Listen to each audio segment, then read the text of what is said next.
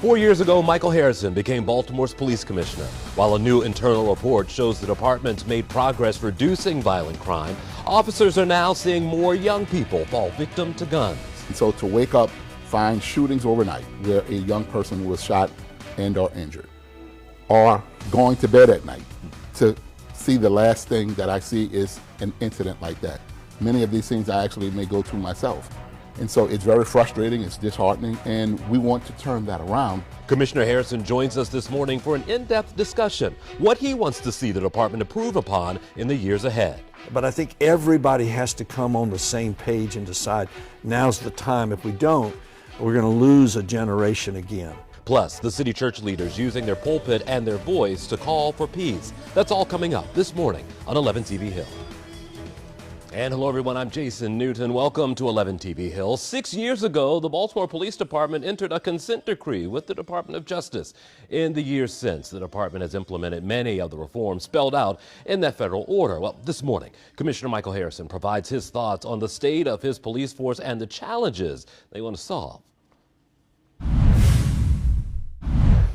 Joining us now is City Police Commissioner Michael Harrison. Thanks for coming by.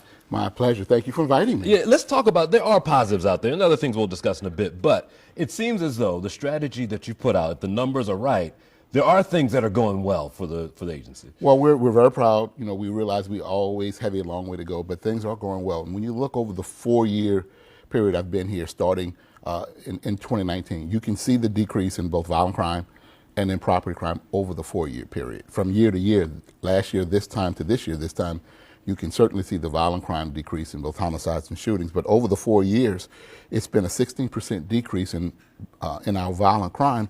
We've made significant investments in policies, in training, in technology, in acquiring new resources, new police station, new police academy, new vehicles, new records management system. We were a totally paper environment a couple of years ago. Now we're a totally digital environment and getting better every day. Making sure we're preparing people to be leaders in the department, sending them to the best leadership training in the country, wherever it might be. So we've made major investments, and we're beginning now to see that pay off. More proactive work, more gun seized than any time in recent times, 2,600 or so, more than 1,600 arrests for guns, more foot patrols, bike patrols, vehicle patrols. All of that went up. Okay. But citizen complaints and uses of force went down. Okay. So we're doing more work, we're doing better work, and we're doing it with about 600 fewer officers than we did when we last saw those numbers. What's the difference maker in those seizures, the gun seizures? Why are you seeing more of them now coming in? Well, two things. I think there are more guns on the street now. Yeah. The prevalence of guns. There are more guns on the street being trafficked into Baltimore because there are no gun stores in Baltimore, and then the ease of access. The ease for people, both young and old, to have access to those guns. And the awareness of our officers to figure out who's carrying them, how we go about getting them lawfully. And so the awareness of the officers plus the prevalence of the guns, we're just seeing more now than ever before, and we're taking more off the street. And the most dangerous phenomenon is the ghost gun. Okay. The Polymer is the largest manufacturer, but the ghost gun, which you can order online, have it shipped to your home, and with some minor instructions, you can put it together in about an hour. You get two probably pages on your cell phone in the morning, or text messages. One will have things like this that tell you things are going well, but then you have some that'll tell you about a 15-year-old or 16-year-old with these ghost guns. And tell me what it's like to wake up to that message. Well, it's always difficult. It's frustrating. We understand what it is we're dealing with, but it's a phenomenon where young people, but it's not just young people. We're finding quite a few middle-aged people, even older adults, carrying guns unlawfully, the ghost guns. And so to wake up, find shootings overnight where a young person was shot and or injured, or going to bed at night to see the last thing that I see is an incident like that. Many of these things I actually may go through myself. And so it's very frustrating, it's disheartening, and we want to turn that around because we care for our young people. None of us want to see them injured. We want to see them do well.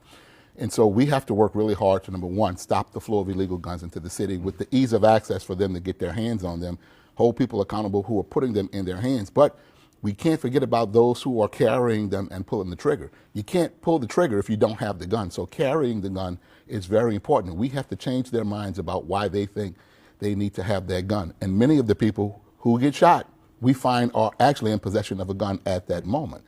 And so that's a mindset and a culture that we have to change. We have a couple minutes. I'm going to come back probably on the other side of this break. But I want to ask you, you looked mad in that press conference. And I could tell that was not just a police commissioner talking at the Inner Harbor. What got the fire going with you at yet another press conference? Well, when you see an incident like we saw on Pratt Street, young people downtown, and 25, 30 police officers standing right there, and someone has the audacity and the false courage, if you want to call it that, to pull a trigger right there in the presence of the police officers. Now, we caught a couple of people. We caught somebody with a gun. So the officers had the spatial awareness and front of mind to follow and chase and inevitably catch somebody. But to have that brazenness to do that, they have no fear of consequences, or they believe they don't exist. And they have no respect for the sanctity of human life, and thirdly, no respect for authority. Sure. And so it becomes extremely frustrating because we put a robust deployment together that did what it was supposed to do. It was effective. We broke up fights. You know, we did that Friday night, Saturday night, and Sunday night, and then right there, while the cops were standing there, someone pulls the trigger and shoots two young people. Right in front of the police. Right in front of us. Hold what you got. I want to talk some more about the stats and also some more about some of the solutions that are coming to Baltimore. Absolutely. Sorry.